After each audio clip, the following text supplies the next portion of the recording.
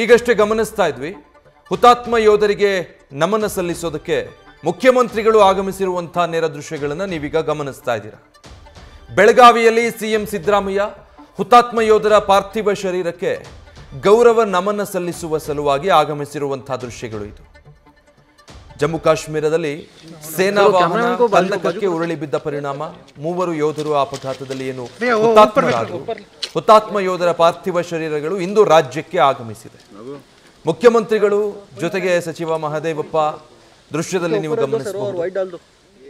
ಹುತಾತ್ಮ ಯೋಧರ ಪಾರ್ಥಿವ ಶರೀರಕ್ಕೆ ಗೌರವ ನಮನ ಸಲ್ಲಿಸುವ ನಿಟ್ಟಿನಲ್ಲಿ ಸಿಎಂ ಸಿದ್ದರಾಮಯ್ಯ ಬೆಳಗಾವಿಗೆ ಆಗಮಿಸಿದ್ದಾರೆ.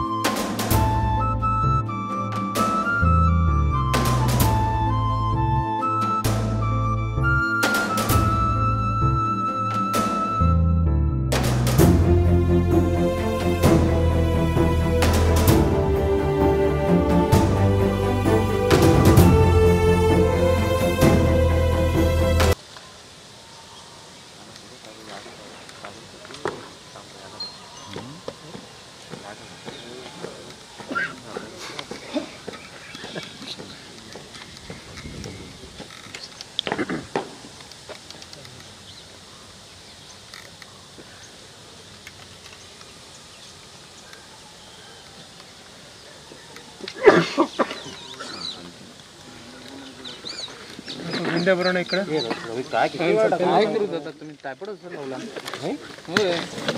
कुठे आलास बघ तुझं ट्रायपॉड कुठे आहे तू कुठे आलास मुद्दाम मुद्दाम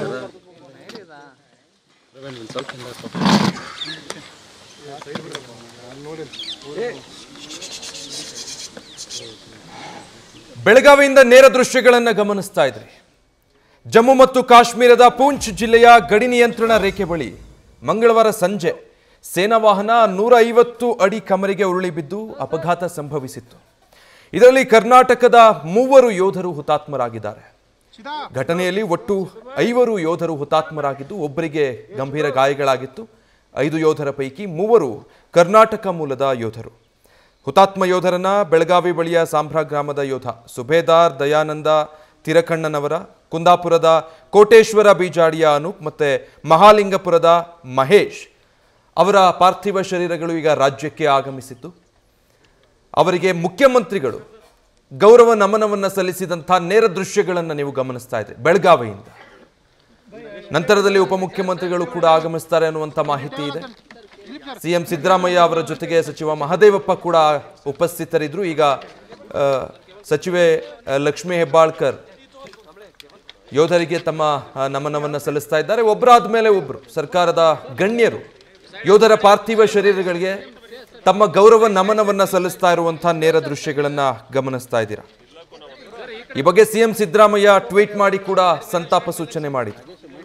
ಜಮ್ಮು ಕಾಶ್ಮೀರದ ಪೂಂಚ್ ಬಳಿ ಸೇನಾ ವಾಹನ ಅಪಘಾತಕ್ಕೀಡಾಗಿ ಕನ್ನಡಿಗ ಯೋಧರಾದ ದಯಾನಂದ ತಿರಕಣ್ಣನವರ, ಅನೂಪ್ ಹಾಗೂ ಮಹೇಶ್ ಮರಿಗೊಂಡ 3 ಕರ್ನಾಟಕದ ಯೋಧರು ಹುತಾತ್ಮರಾದಂತಹ ಸುದ್ದಿ ತಿಳಿದು ಬಹಳ ನೋವಾಯಿತು. ಮೃತ ಯೋಧರ ಆತ್ಮಕ್ಕೆ ಚಿರಶಾಂತಿ ಸಿಗಲಿ, ಅವರ ಕುಟುಂಬದ ವರ್ಗಕ್ಕೆ ಈ ನೋವು ಭರಿಸುವಂಥ ಶಕ್ತಿ ಸಿಗಲಿ ಅಂತ ದೇವರಲ್ಲಿ ಪ್ರಾರ್ಥಿಸ್ತೀನಿ. ದೇಶ ಸೇವೆಗಾಗಿ ಜೀವವನ್ನು ಮುಡಿಪಿಟ್ಟಂತ ಈ ಹುತಾತ್ಮ ಯೋಧರ ತ್ಯಾಗ ಬಲಿದಾನವನ್ನ ನಾಡು ಸದಾಕಾಲ ಸ್ಮರಿಸುತ್ತೆ ಅಂತ ಹೇಳಿ ಸೈನ್ಯದ ಯೋಧರು ರಸ್ತೆ ಅಪಘಾತದಲ್ಲಿ ತೀರ್ಕೊಂಡಿದ್ದಾರೆ. 4 ಜನ ದಯಾನಂದ್ ತಿರುಕಣ್ಣನವರ್ ಬೆಳಗಾವಿ,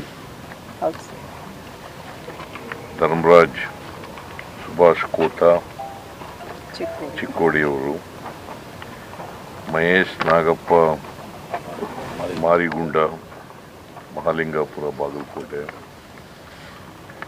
ಆಮೇಲೆ ಅನೂಪ್ ಪೂಜಾರಿ ಕುಂದಾಪುರ. 4 ಜನ ಕರ್ನಾಟಕದವರು. ಕರ್ನಾಟಕದ ಯೋಧರು ಅಕಾಲಿಕ ಮರಣಕ್ಕೆ ತುತ್ತಾಗಿದ್ದಾರೆ. ಅದರಲ್ಲೂ ಒಂದು ಆಕ್ಸಿಡೆಂಟ್ನಲ್ಲಿ ಸತ್ತಿರ್ತಕ್ಕಂಥ ಜಮ್ಮು ಅಂಡ್ ಕಾಶ್ಮೀರದಲ್ಲಿ ಪೂಂಚ್ ಏರಿಯಾದಲ್ಲಿ ಸತ್ತಿದ್ದಾರೆ. ಪೂಂಚ್ ಜಿಲ್ಲೆ. ಇವರ ಆತ್ಮಕ್ಕೆ ಚಿರಶಾಂತಿ ದೊರಕಲಿ ಅಂತೇಳಿ ನಾವು ಪ್ರಾರ್ಥನೆ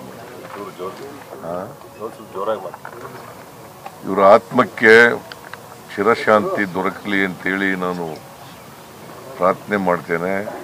ಇವರ ಕುಟುಂಬ ವರ್ಗದವರಿಗೆ ಇವರ ದುಃಖವನ್ನು ಭರಿಸ್ತಕ್ಕಂಥ ಶಕ್ತಿ ಕೊಡಲಿ ಅಂತೇಳಿ ದೇವರಲ್ಲಿ ಪ್ರಾರ್ಥನೆ ಮಾಡ್ತೇನೆ. ಮತ್ತು ಸರ್ಕಾರದಿಂದ ಏನೆಲ್ಲ ಇವರಿಗೆ ಪರಿಹಾರ ಕೊಡಬೇಕು ಆ ಪರಿಹಾರನ ಅವರ ಕುಟುಂಬ ವರ್ಗದವರಿಗೆ ಕೊಡ್ತಕ್ಕಂಥ ಕೆಲಸವನ್ನು ಮಾಡ್ತೇವೆ. ಬಟ್ ಇವರು ದೇಶ ಕಾಯೋರು. ಯಾವತ್ತು ದೇಶದಲ್ಲಿ ಸೈನಿಕರು, ಉಪಾಧ್ಯಾಯರುಗಳು ಮತ್ತು ರೈತರು, ಇವರು 3 ವರ್ಗದ ಜನ ಭಾಳ ಮುಖ್ಯ ದೇಶಕ್ಕೆ. ಸೊ ಇವರು ದೇಶವನ್ನು ಕಾಯ್ತಕ್ಕಂಥ ಜನ, ದೇಶದ ರಕ್ಷಣೆ ಮಾಡ್ತಕ್ಕಂಥ ಜನ. ಇಂಥ ಜನರು ಅಪಘಾತದಲ್ಲಿ ಸತ್ತಿರ್ತಕ್ಕಂಥದ್ದು ಭಾಳ ನೋವನ್ನು ಉಂಟು ಮಾಡಿದೆ. ಮತ್ತು ಇದು ಒಂದು ದೊಡ್ಡ ನಷ್ಟ ಅಂತೇಳಿ ನಾನು ಭಾವಿಸ್ಕೊಂಡಿದ್ದೆ. ಇವರೆಲ್ಲ ಆತ್ಮಕ್ಕೆ ಶಾಂತಿ ಸಿಗಲಿ ಅಂತೇಳಿ ನಾನು ಪ್ರಾರ್ಥನೆ ಮಾಡ್ತೇನೆ. See, 4 soldiers from Karnataka have died in the accident. That is in the Jammu and Kashmir state, in Poonch district. News first ನಿರ್ಭೀತಿಯಿಂದ ನಿಮ್ಮ ಪರವಾಗಿ.